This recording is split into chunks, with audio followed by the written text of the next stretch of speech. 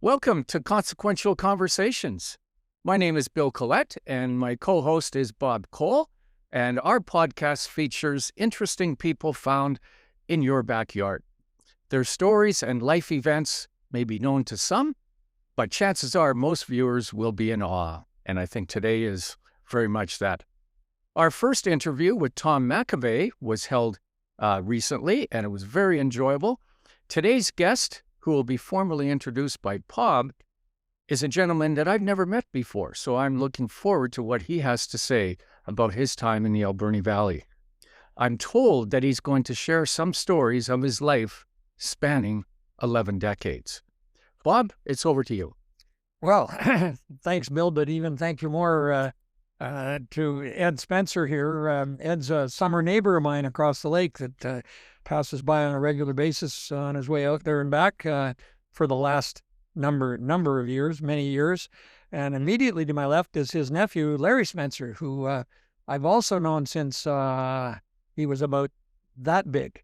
Yeah, Bob used to babysit me, actually. I wasn't going to mention that. I changed your nightmares. But that might be edited out in the final version. No, we'll keep that in. We can edit. We'll keep that in. But Ed, you know, it's just it's so interesting. I've had only a few conversations with you over the years on the side of the road when you're driving by or we're walking or something. And interesting conversations with you and Myrtle at one point and her recollections of the lake and early days at Lake, and we'd love yours. But I just want to know, what have you done the last 99 years? What was that? What have you done the last 99 years? Quite a few things. You were at Spur Lake Division for many, many years? That's right. I worked for J.D. Robinson before that. And my brother, was down at some coffee shop, and a fellow said to him, "They're looking for drivers at Spruce Lake. So get out there at the Consequential and you see a guy, Bill Luke." So I said, "Oh, okay." So I got up in the morning and went out there, and what was the manager's name? I can't think of it now.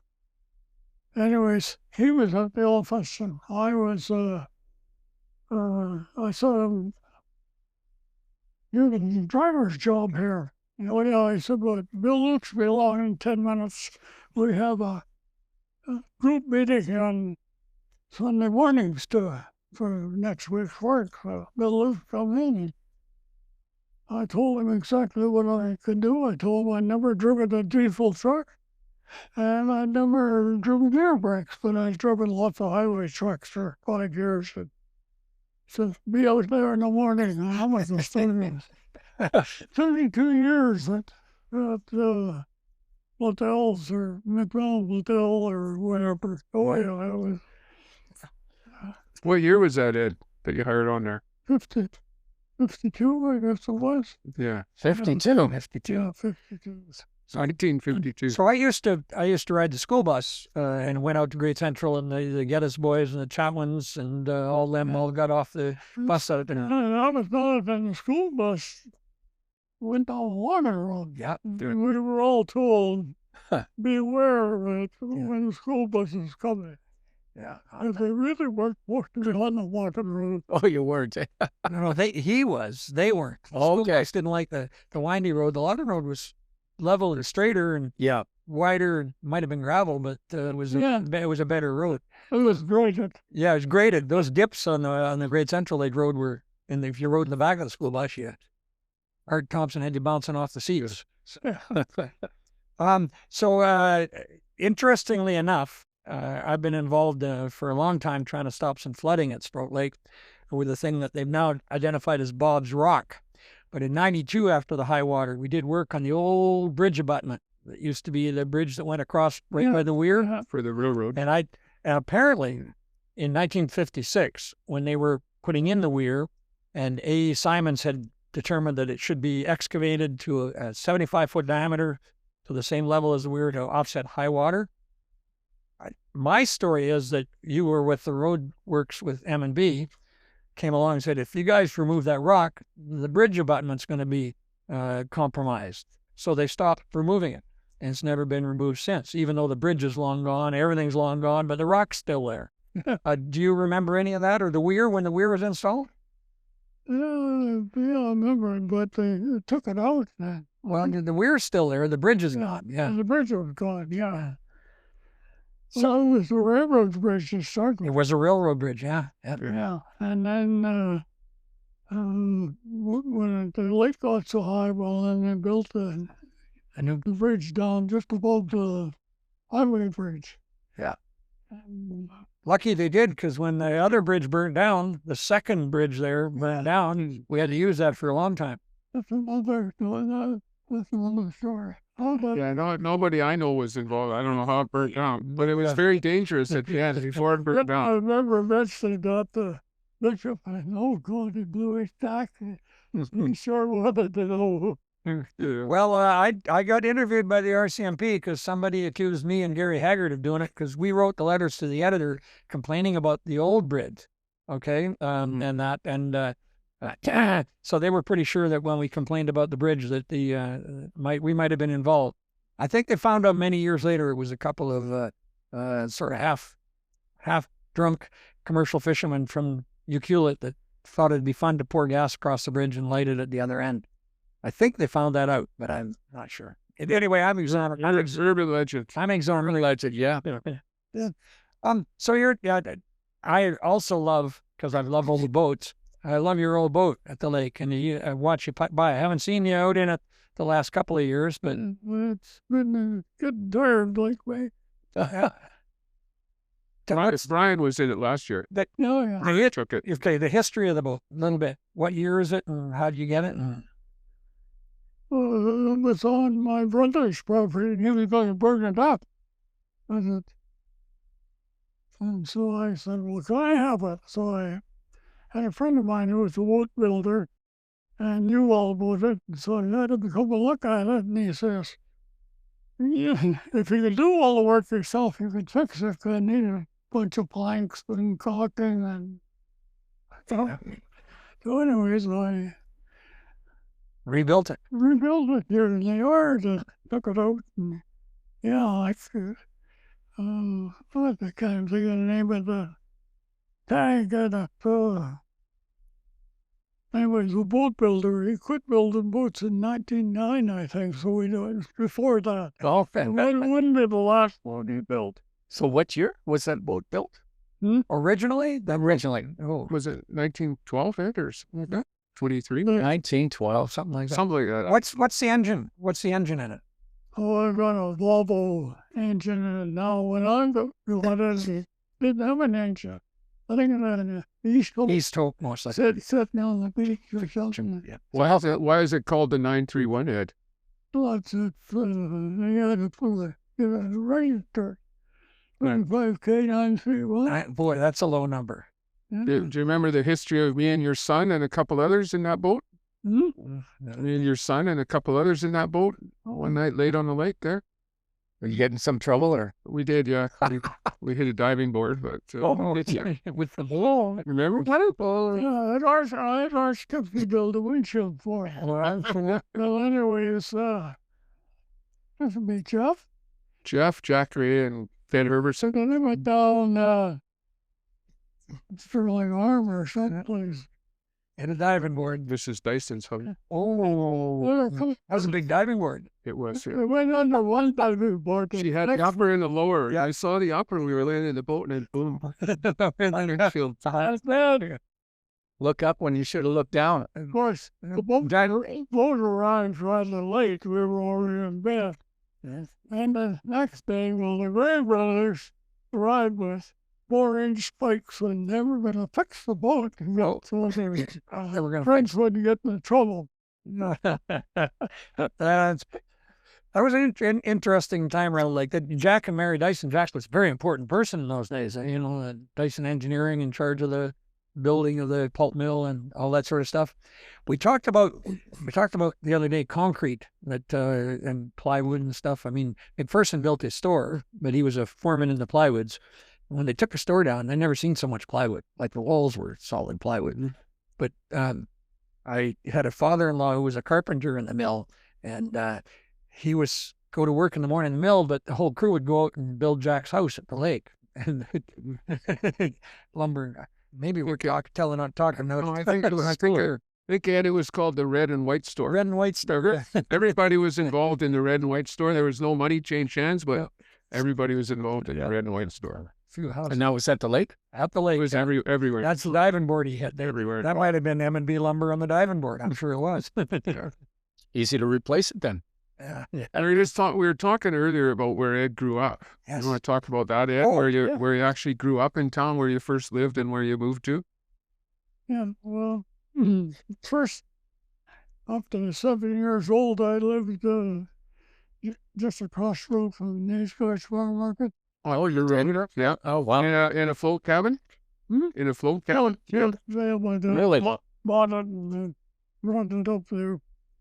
And then... So what is that, in the 1930s or so? And I was born 26, so Wow. in 1933, my grandfather died, so my grandmother went down to California to stay with her oldest son for 3 weeks. So my dad and the rest of we all had to go to the farm to look after, because we still had some cattle and sheep and whatnot. In 1933, for 3 weeks, took us till 1947 to get away from it. Yeah, and that house where he lived was where the Spencer Park condominiums are right now. Oh, okay. Yeah. Right there, yeah. Wow. So, yeah, that was a bit of a time. And then in 47, I was quite sick. My father was longshoreman, and some boat come from China with yellow jaundice or hepatitis, or which is the same thing. And so they said it wasn't contagious. My dad got it. Well, he passed it around the family. We all got it. Wow. And so I come into moving. I was in beds. I was ill. Anyway, said, loaded me in the bed and everything. And my dad picked up and we moved to the new house. Moved to the new house down here. And this was how many acres? The Spencer Farm area was 120, I think. Maybe 120 acres, and then it was down to about 20 acres at the time. So the house Ed moved to in 1947 Yeah. just came up for sale again last week. It's still sitting there down in the corner as you turn left off Compton onto Gertrude. Yeah. It's right there, and it's been abandoned, it looks like, for a while. But that house just came for sale last week. Really? Yeah. I don't like the details. There was a crazy guy living in there the last few years. I don't know what happened to him, but listen. No names, Ed. so the family, I know the family, your family, somebody donated a bunch of property to the city. Yeah, think my brother and I, my dad was in negotiations with the city when he died. So my brother and I decided to carry on. Very generous donation of valuable property. Yeah, well, that's what It completed. People who walk that Completed the Dyke walk. the Dyke walk, I'm sure the party and all that. That was all your property. The Dyke walk. Yeah, and it would have come up to Bill Coates' house in that area too, didn't it? Bill Coates was part of the one. right up to the trestle. Right up to the trestle. Yeah. Okay. Yeah. Oh, wow. Amazing. Wow. Yeah. And you donated Not to the city. to where Wine and driveway is. Yeah. Yeah. Yeah. So we just kept the park for the night with George. Sold it to Bill Coates anyway. Yeah. Wow, that's impressive. Yeah. No.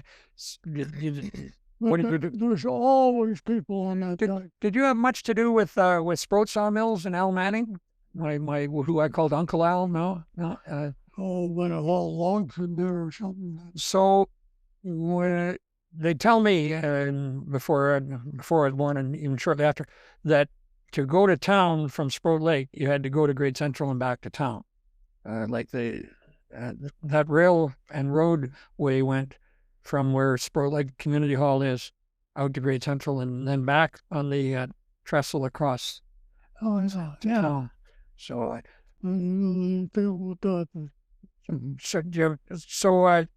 Myrtle told me about her first days as a teenager youngster at the lake? He spent more Time at the lake? time, Yeah. At So the where did you house- meet her? At the house on Faber Road. Yeah. So how did you meet her? I went to school with her. Ah, okay. And then didn't see her for years on. I knew my school friends, and anyway, he said he all dumped me, and I happened to be at my brother pulled me up and he said, "Dad, one of our cars to take the basketball team to the Nanaimo broke down or something, so or can't come." So I had to take half his basketball team down. We were sitting in down there, and Merle's brother played on the same team. So anyway, she come wonder, "Oh, hello." I hadn't seen him for 4 or 5 years. So There you go. on the way home, I asked her, "She got a boyfriend?" He said, "I don't think so." Well, There's that. That's great. That's absolutely wonderful. So how many years you're married then? Many. 68, but she deserted me. 68 when she, yeah. Wow. There you go. Well, Got the dementia. yeah. Choice. But no, but I tell you, she was quite an amazing woman. The few times that I met her, I was quite impressed. Oh, yeah. So Larry, you're a little bit of your history living at the lake in what would be Art Court's property. Originally, Art Court was a tugboat operator out there for M&B that I remember. Mary Court was quite a baker. I'd get off the school bus at where Sprout Landing is now, and if I didn't walk home to the lodge, I'd walk to Mary's and eat some pie. It's a pie. My parents' house was a bunkhouse. Oh yeah, it was a bunkhouse, and they converted bunkhouse. There was a lot of them around the lake, converted bunkhouses. Really? Yeah. And added to and added on to, and some of them still exist. Your brother John, is still living in what was an original float? The bunkhouses were on floats in the original camps of the lake. Yeah, Right? yeah. Really? And they moved the camp along the lake. Yeah. Yeah, when we were kids, there was pilings all along Whiter Bay and everything. Yeah, we used to do the slalom course through the pilings. Yeah. Oh, did you really? Yeah, now. Well, finally, I think the government or somebody went after them. They run it off. At the water line. They were Right. below the water. Just at the water line. Yeah, I know. Yeah. I've often wondered, and Larry and his involvement with probing, I know at Great Central Lake where they stored the booms, they did some log salvage on the furs and that, because they're as good as the Japanese sink for logs till they want to use them. Off of Dog Mountain were all the booms. We used to get out and fish off the booms as kids, in between the logs and the booms. Booms were tied up there forever. I'll bet you in that deep water off of Dog Mountain, there's a lot of good wood laying down there, on the bottom of the lake. Well, there was that outfit were fishing out the logs. Yeah, they had a crane that got logs off the bottom at Great Central Lake. Yeah. And day guards cut a bunch. Yeah. But they were waterlogged, so they too heavy. beat the crap out of their equipment. It was Too hard, too heavy. And it turned, so heavy. and fur turns to like steel once it's been in the water for a while. Oh, yeah. It gets really hard. Yeah. Well. So Ed, what about the farm, the family farm that your grandpa had, and your grandma had? What were you doing around there? By the way, when did they arrive in the valley? When did the Spencer clan start here?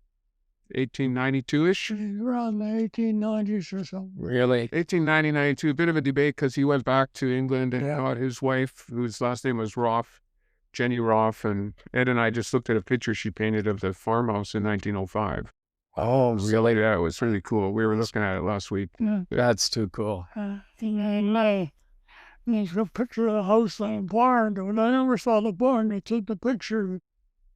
It was tore down and another barn built that I knew about.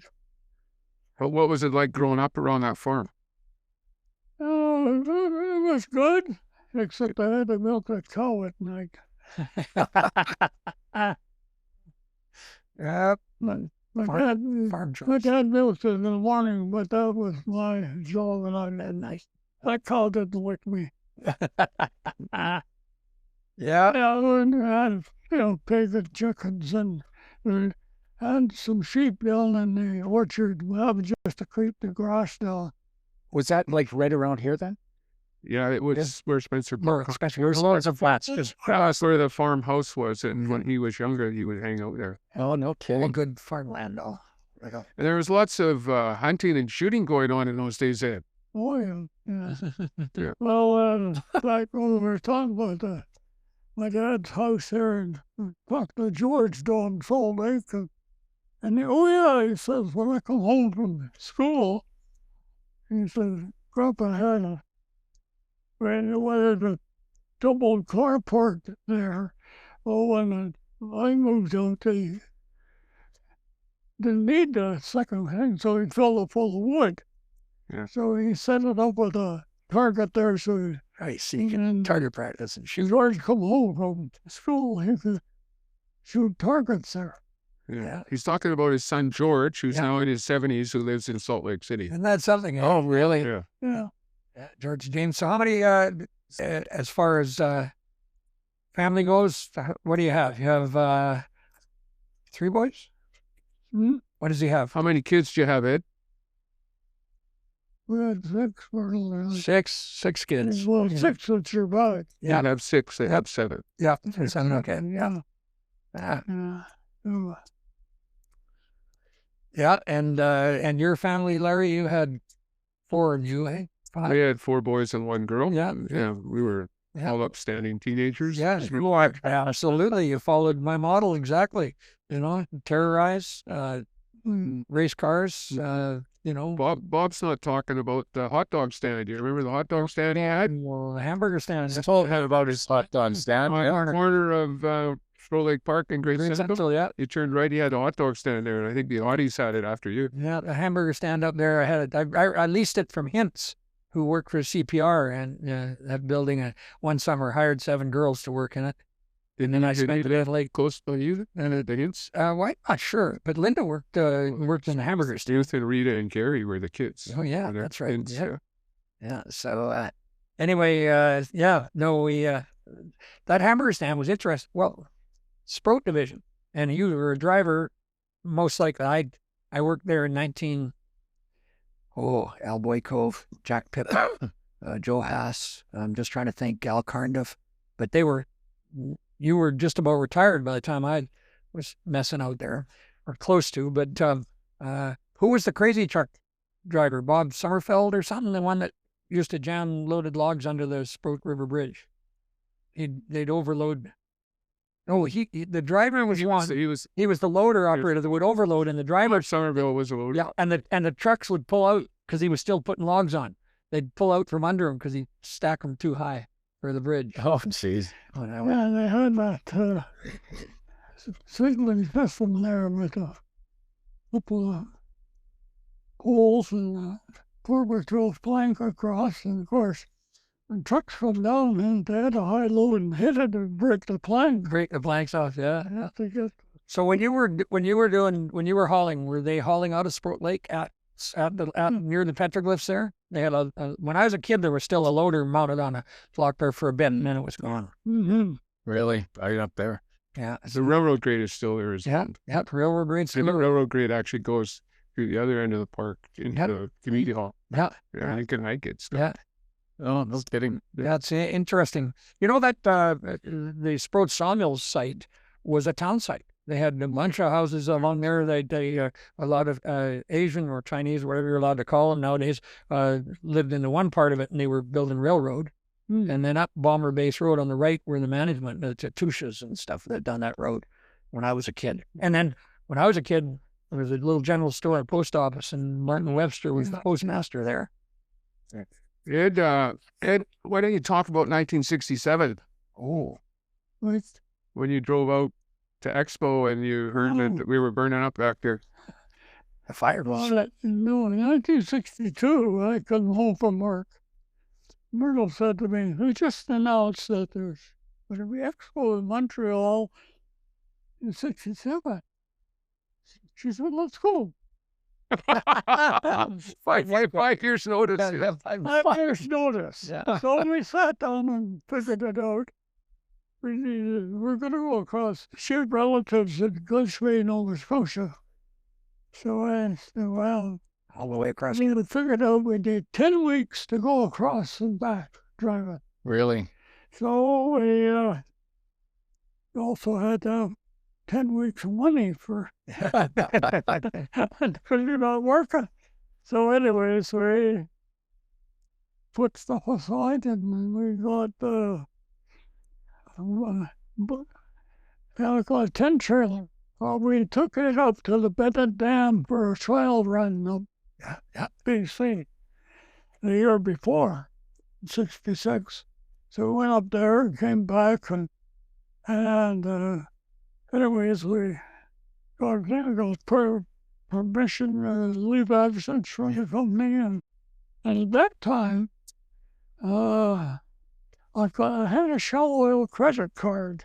I just got it, and the credit card was just coming in. Yes, yeah. And so you had to have cash with her on bank cards, so I could go into a bank and draw money. Yeah. That was it's what credit cards. I didn't know anything about them. So anyways, away we went to spend 5 days at Expo, and then we went to Nova Scotia, and we were going to go to Newfoundland, and I got there, we could buy the ticket, you see, and the guy says, hey, he says, there's a strike boat pending. Oh, we Might might get get stuck. over For the the ferry. Might not get you back. ferry. He said, might get you back. So I decided that Not go to not Newfoundland. going there because when I got trapped on Yeah. the strike, that would be bad. And you would have run out. I'm like, Yeah. I came back, so I never got to Newfoundland till when George got working there in St. John's in 1983. We flew in an airplane. yeah. But I can remember Ed phoning back because there was a big, huge fire in Taylor River. And remember the smoke was all around. I remember. And it wasn't anywhere close to Port Alberni, but of course, when you're somewhere far away, the news says Sounds burned down. Port Alberni could be on fire, which Yeah. these days could happen. Yes. But yes, I remember Ed phoning my dad, and my dad said, "Yeah, they're somewhere around Montreal." Is that the fire that's sort of The Taylor- showcased at the Taylor on both sides. Oh, yeah. Still see the scars. We call it the Taylor River fire. Now they call it the Tay fire, but Yeah, that's right. It's highlight. started by hydro and blasting. Blasting, yeah. Yeah, exactly. Yeah, So that was interesting I times. just blew the power line down. yeah. Yeah, the power line down, and then it started the fire, and it was a hot, long drive. The fire. We went up in the smoke, right up into Taylor River, trying to look at it. You couldn't see it for smoke. Oh, wow. Yeah, I went up in 1967, went up in my boat with friends. yeah, Then I watched a couple of ducks come flying out of the smoke and just power into the lake. Oomph. yeah. This is my One of the buildings, so it's called South Taylor, Maine, across from, well, I can't remember the blaster's name, but anyways, they had me guarding one side, you see, so anyways, fire. Well, he loaded it so damn heavy that he soured the far side. far side. Oh, yeah. Yeah. So there was a blaster with Sprott Division in 1969 or 70 when I'd built my house, and he was living in a trailer up on the roundabout on Woodsley Loop. A French fella, little crazy. We got dynamite from him, blew some stumps. Eric Sorensen and I, my place, to clear a driveway. The hell. I'll forget his. If it's Same. anybody reminds you, Driller blasters. well, they smell too much of that nitro. They're all a bit. A little short of that. Anyway, you know, There in Toledo was Yeah, he was there. fire. so I know Darren DeLuca's dad or uncle had something to do with a lot of blasting, but that was out the end of Beaver Creek and with logging out there with. So we're interviewing Tommy Hertel at some point here, and Tom has a similar stories of hopping on a logging truck underage and delivering logs down to the waterfront down there. So you know, in those days, if you knew which end of the steering wheel was up, you might get hired. What was your test to drive, Ed, when you first started driving? No test. I thought backing up around the block. Just well, the guy told me to drive a logging truck. He said, he talks about, he said, you gotta learn to Back it up. back it up. I had to go a mile without going ahead.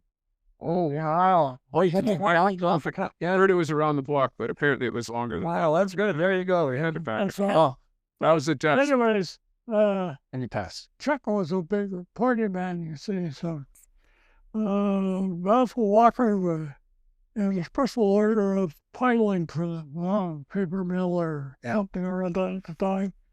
And I was the boom man at that time. We were dumping them right where the Legion is on Kitsuksis Creek. Yep. My job was to get these logs underneath Under the bridge. It was like about as high tide. And anyways, Chuck went out partying someplace with, was it Matt Button? He was a madman painter. Button painting. Anyways, he didn't show up for work. And the vessel come down there and he says, I know you could drive the truck, get in. And anyway you go. So I went out. What the hell these things were?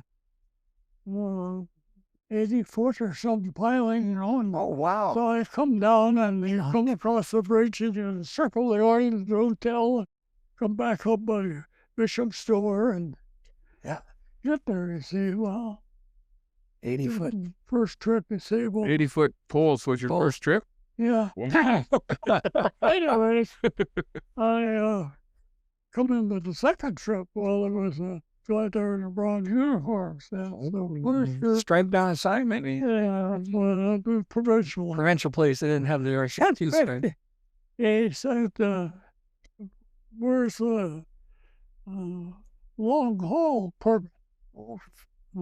I'm not sure.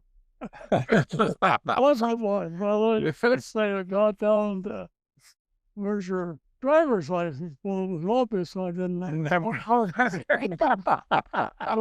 anyway, I got a ticket. I had to go to court. And I got what was it? Magistrate Patterson gave me an awful lecture and then fined me $5 for $5 fine. drinking then. Hey, but you know, a $5 fine in those days is like is a multi-$100 fine nowadays. Yeah, dork. And then I got I got a suspended sentence on the second fellow. Your section down. That's how the amazing. And I've Not a criminal record. You can't say you never broke the law. There you go. Well, listen, Ed, it's been a real pleasure talking to you, and I hope we might be able to do this again. And Larry had added a whole dimension to it. We got a 2-for-1 here, 2-for. I like that. If we interview you at some point, you might have to what do you call that? Censor some of license. some of the discussions might have to, because we're not allowed to talk about around the lake in the days, right? Mm. These guys were gentlemen, nice people out at the lake, and then our generation. And Messed it all up. yeah, we messed the lake up pretty good. Oh, there you go. But we sure had fun doing it. Well, wasn't that interesting, folks? Thank you very much. Eh? And there's lots of stories like that in the Alberni Valley. This was really quite fascinating today. No end of them. No end of them. Yeah. So it was my pleasure meeting both Ed and Larry today. More truth than nothing. Summary. Yeah, well, yeah. Nobody can debate what you tell us. There's, you got 20 years on me. Yeah. So if you have stories to share, please contact Bob or I, and our information is on this video. And thanks again, Ed and Larry. I say it. Yeah. Think of them. That's middle of the Oh, yeah, remember, middle of the night, that's when you remember your stories most, I know.